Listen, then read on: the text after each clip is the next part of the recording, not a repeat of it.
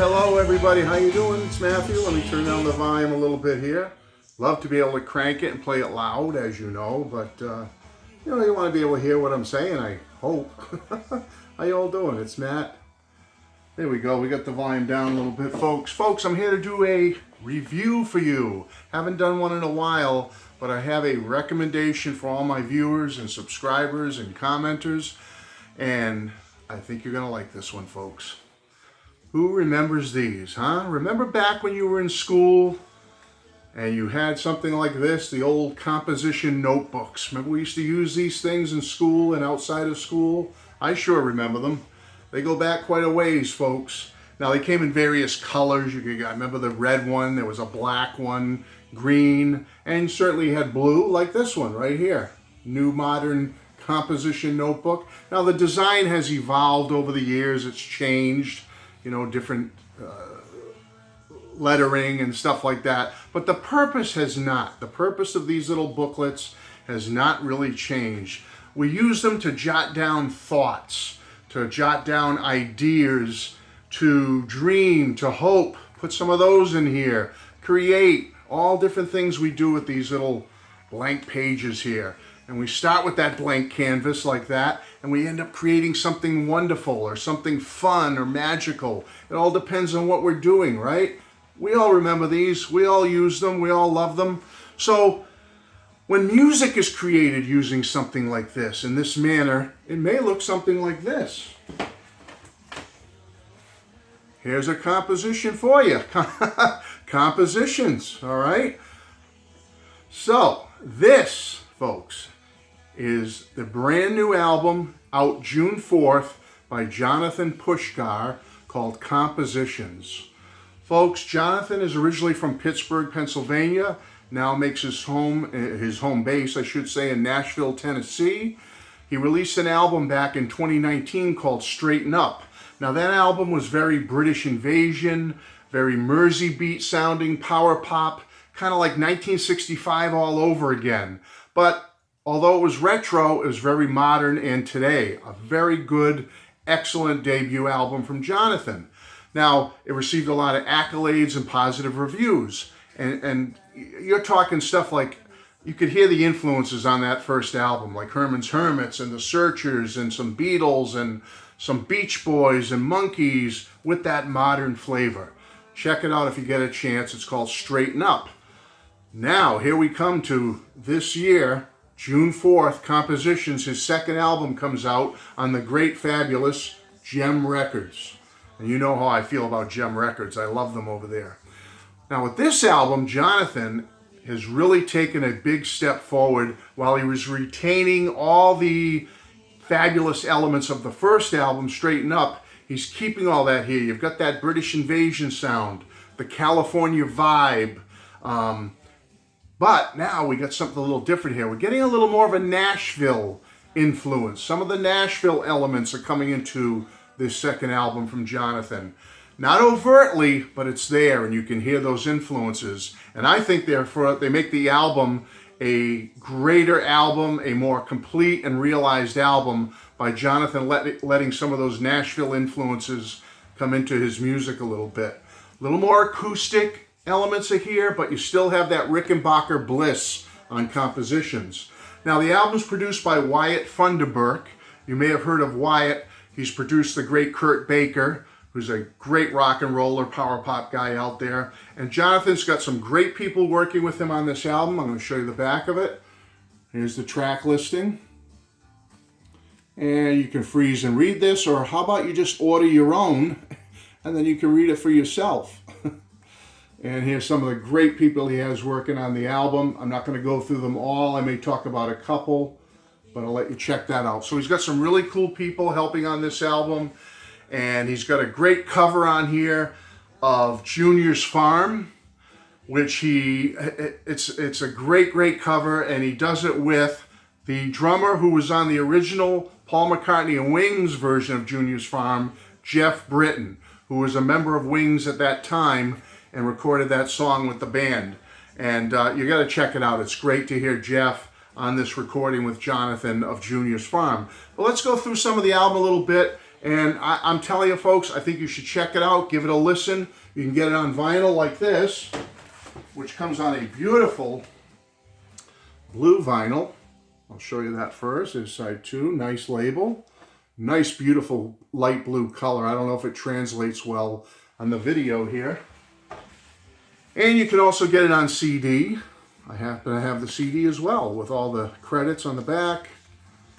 And some credits in the inside. And a picture of Jonathan's first album, Straighten Up, is right there. And I have the CD on, therefore I can't show you that. So there's that.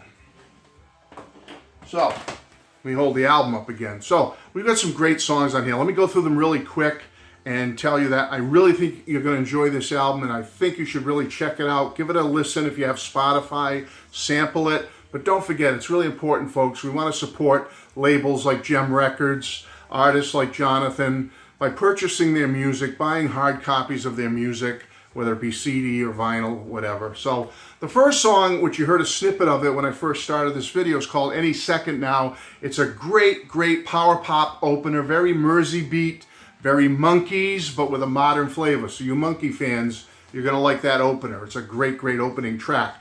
Then we go to a song called Gonna Be Alright, which is kind of a mid-tempo, acoustic-based pop song with great lyrics reflecting on this past year we've been through, but with a very positive outlook for the future.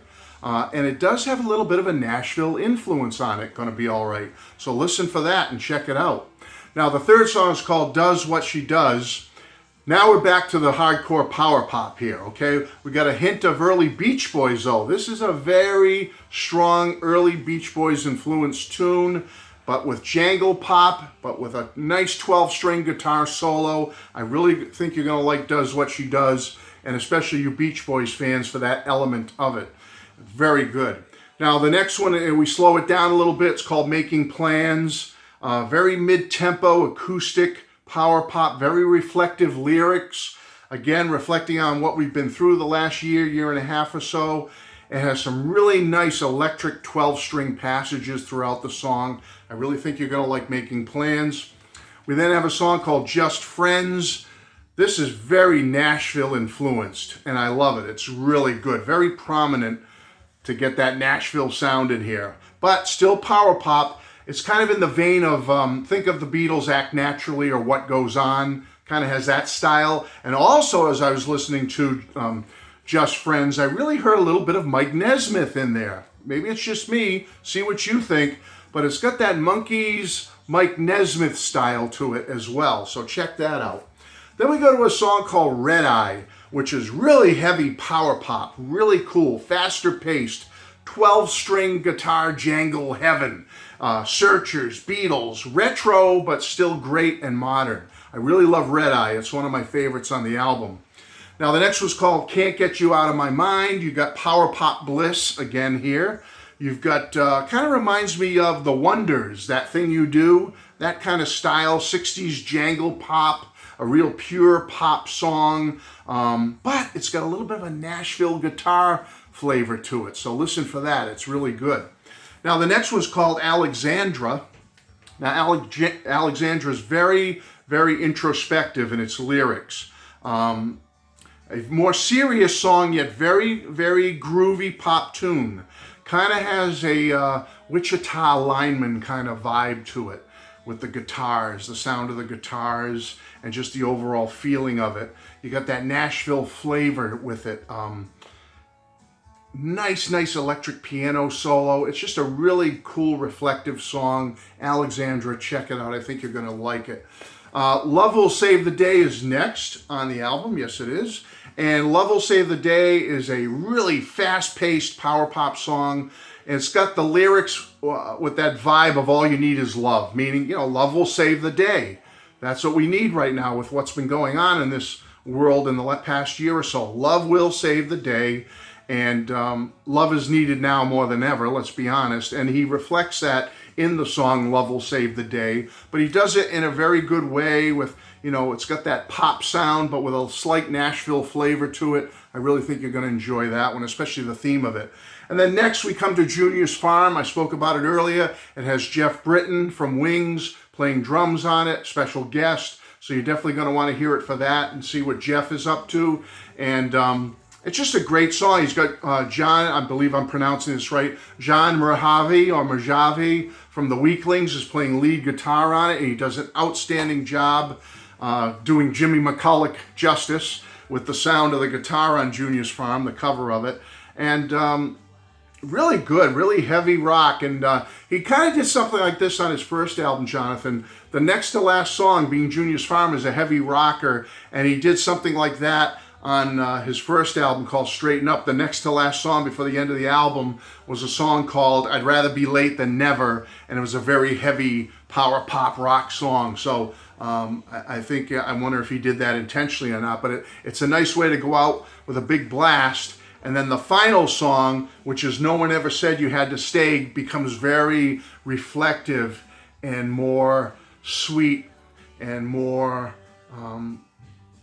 thinking about things in life and important issues that we deal with. It's very acoustic based. It's a storytelling song. Like I said, very reflective with that Nashville influence in there.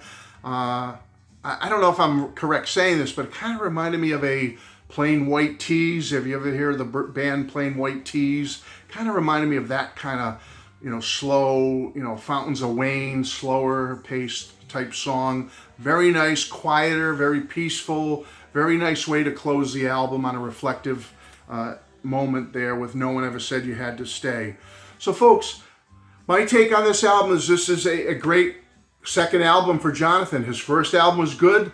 This one's even better. And I really enjoyed this one. I had a good time interviewing Johnathan with the great Steve Schnee. So thanks again, folks. We'll see you all soon. Love you. Get this album. Take care, everybody. Bye-bye.